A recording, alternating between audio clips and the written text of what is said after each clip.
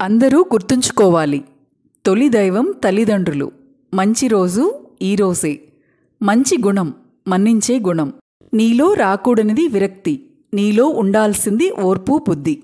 భయంకరమైన రోగం అత్యాశ. నీచమైనది ఈర్ష్య. నమ్మకూడనివి వదంతులు. ఆపదను తెచ్చేవి అతివాగుడు. చేయకూడనిది ద్రోహం. చేయవలసినది సహాయం. వదిలేయవలసినది వాదన. వదలకూడనిది స్నేహం. గుర్తుంచుకోవలసినది మనకు చేసిన మేలు.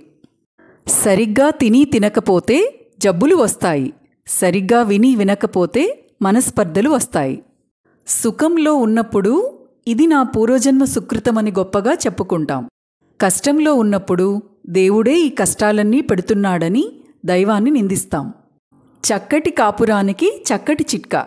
భర్త అరిచినప్పుడు భార్య లోపలికి, భార్య అరిచినప్పుడు భర్త వీధిలోకి వెళ్ళిపోవాలి. అంతే సింపుల్.